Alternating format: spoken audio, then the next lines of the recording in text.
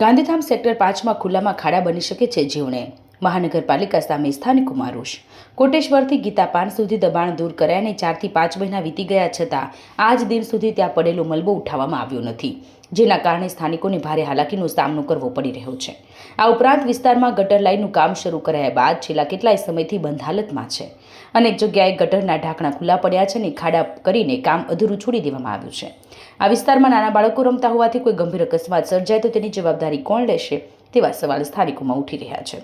સ્થાનિકોના જણાવ્યા મુજબ સેક્ટર 5 વિસ્તારમાં કોર્પોરેટરને આશરે 20 દિવસ પહેલા જ આ અંગે ફોન દ્વારા જાણ કરવામાં આવી હતી, પરંતુ તેમણે ફોન ઉપાડ્યો ન હતો। ત્યારબાદ ફરી સંપર્ક કરતા તેમણે સવારે આવીશ તેવી ખાતરી આપી આજ દિન સુધી તેઓ સ્થળની મુલાકાત લીધી નથી, જેના કારણે સ્થાનિકોમાં ભારે રોષ જોવા મળી રહ્યો છે અને તાત્કાલિક મલબો હટાવી ગટરનું કામ પૂર્ણ કરવા તેમજ ખુલ્લા ગટરના ઢાંકણા લગાવી લોકોની સુરક્ષા સુનિશ્ચિત કરવાની માંગ ઉઠી છે। મારું નામ આશીષ ઉકાભાઈ સથવારા। બરાબર, મેં આ ગટરનો સમસ્યા છે પીકે સિંહને ફોન કરેલા 20 દિવસ પહેલા ને 21 દિવસ પહેલા આજે મારા ફોન 23 તારીખ 24 તારીખ ફોન બે ફોન લગાવ્યા, ઉપાડે નથી।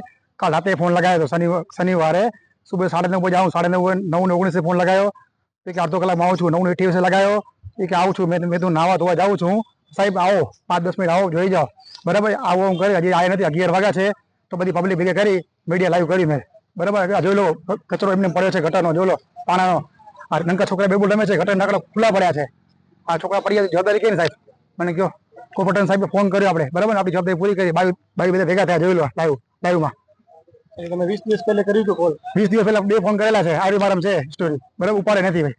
મિસ કોલ ફોન તો કરે ને સાહેબ, જો કોર્પોરેટર બરાબર આ બેનું મને કહેતી હતી, મેં થાવ લાઈવ હાલો મીડિયા બોલે આપણે શું થાય સાહેબ, બરાબર, આપણે તમને કઈ મતલબ જવાબ આવ્યો નથી, જવાબ આવ્યો નથી તો પછી લાઈવ કરવું પડે સાહેબ। કાલ રાતે ફોન કર્યો, આરી મારામ રેકોર્ડિંગ।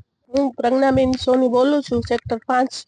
ત્યાં અમને ગટરનો પ્રોબ્લેમ છે, પાણીનો બહુ આવે છે, નાના નાના અમારા છોકરાઓ છે, ગટરો ખુલ્લી છે, એની અંદર કોઈ પડી જાય બાળકો, એની જિમ્મેદાર કોણ છે? કાંઈ કચરા બહુ ચારે બાજુ એટલી ગંદકી પડી છે, કોઈ સાફ સફાઈ કર્યું નથી અને તોડફોડ કરીને એમને હાલ્યા ગયા છે। આજ 5 મહિના થયા, કોઈ પૂછા જ નથી કરતું। હું માયાબેન સથવારા બોલું છું, સેક્ટર 5 થી બોલું છું।